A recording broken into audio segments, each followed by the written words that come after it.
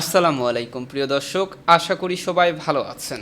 নতুন বছরের শুরুতেই আন্তর্জাতিক অঙ্গনে এমন কিছু ঘটনা ঘটছে যা সত্যি আমাদের মনোযোগ দাবি করে। আজকের ভিডিওতে আমরা আলোচনা করব তুরস্কের সামরিক সক্ষমতা, তাদের সাম্প্রতিক মাভি বাতান বা ব্লু হোমল্যান্ড মহড়া এবং এর পেছনের কৌশলগত উদ্দেশ্যগুলো নিয়ে।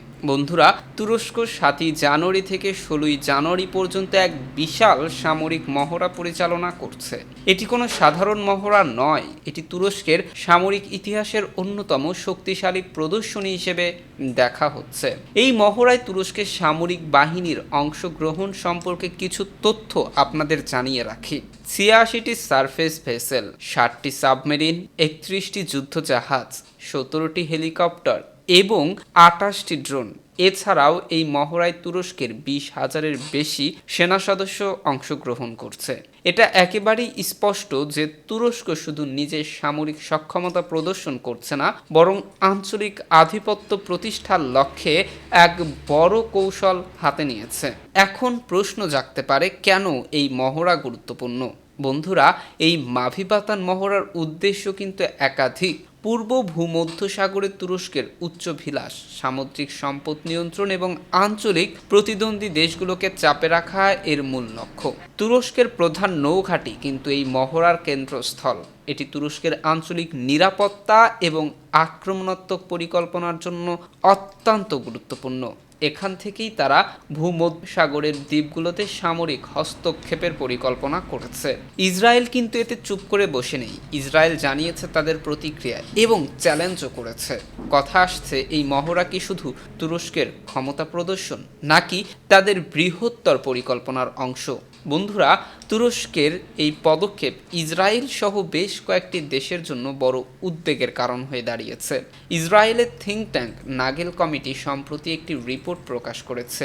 সেই রিপোর্টে বলা হয়েছে, তুরস্কের সামরিক উত্থান ইরানের থেকেও বড় হুমকি।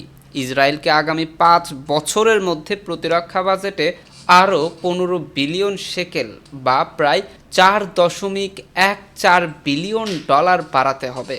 তাদের বর্তমান সামরিক বহর তুরস্কের মোকাবেলায় একেবারেই যথেষ্ট নয়। ইসরায়েল ইতিমধ্যে তাদের সামরিক সরঞ্জাম উন্নত করার দিকে মনোযোগ দিয়েছে। তারা নতুন F-15 স্ট্রাইক ইগল যুদ্ধবিমান এবং লং রেঞ্জ ড্রোন ক্রয়ের পরিকল্পনা করেছে। সিরিয়ার পরিস্থিতি এই জটিলতাকে আরও বাড়িয়ে তুলেছে।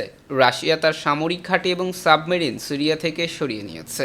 ইসরায়েল সিরিয়ার উপকূলে নিয়ন্ত্রণ নিতে মরিয়া। তবে তুরস্ক বসে নেই। তারা ইতিমধ্যে সিরিয়ার অভ্যন্তরে তাদের সমর্থিত বাহিনী ব্যবহার করে কৌশলগত অবস্থান দখলের চেষ্টা করে যাচ্ছে।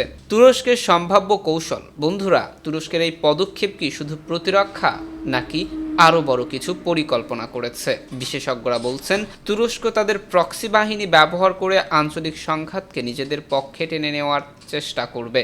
লেবাননে হিজবুল্লাহকে ব্যবহার করে ইসরায়েলের বিরুদ্ধে কৌশলগত চাপ সৃষ্টি করতে পারে। তারপরেই রয়েছে গোলান মালভূমি। এই অঞ্চলের দখলদারিত্ব প্রতিরোধে তুরস্ক বড় ভূমিকা পালন করতে পারে। এখন প্রশ্ন জাগছে, যুক্তরাষ্ট্রের কি ভূমিকা থাকবে?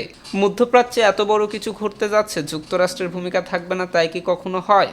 যুক্তরাষ্ট্র ইতিমধ্যে তুরস্কের এই পদক্ষেপকে চ্যালেঞ্জ হিসেবেই দেখছে। সম্প্রতি তারা তুরস্কের একটি ড্রোন ভূপাতিত করেছে। সিরিয়ায় কুর্দিদের সহায়তা করতে নতুন সেনা মোতায়েন করেছে।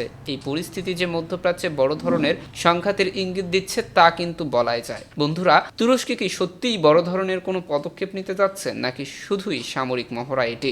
আপনারা কি মনে করেন, এই পরিস্থিতিতে তুরস্ক, ইসরায়েল এবং যুক্তরাষ্ট্রের মধ্যে কি ঘটতে পারে? আপনার মতামত কমেন্ট বক্সে জানাতে ভুলবেন না। আমাদের আজকের ভিডিওটা এখানেই শেষ। নতুন কোনো বিষয় নিয়ে আবার হাজির হব। ততক্ষণ পর্যন্ত ভালো থাকুন, সুস্থ থাকুন এবং অবশ্যই বাংলাদেশকে ভালোবাসুন। আল্লাহ হাফেজ।